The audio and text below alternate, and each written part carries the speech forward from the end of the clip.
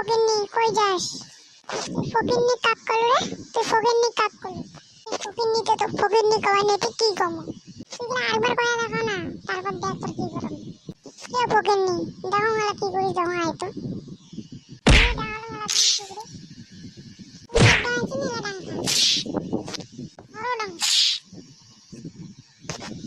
খাতো তুই ডাং মুখে তুই ডাঙাস তুই মুখে ডাঙাস হ্যাঁ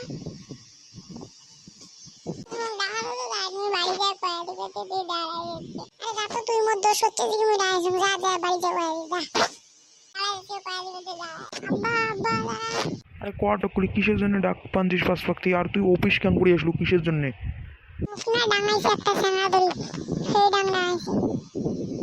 কায় ডাইছে কত মুখ টক করে কায় ডাইছে ক আর আজকে দিয়ে মাথাটা ফাটে পেলাম।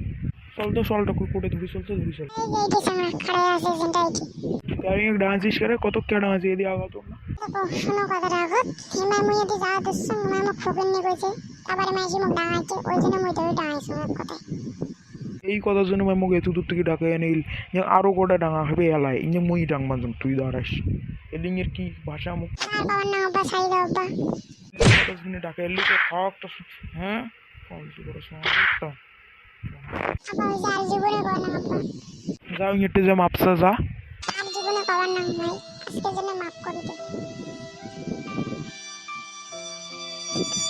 আর জীবনে কইস না আর মুখও কইস না আর অন্য কাউকে কইস না ঠিক আছে আজকের থেকে তুই আমি বন্ধু হয়ে গেলাম।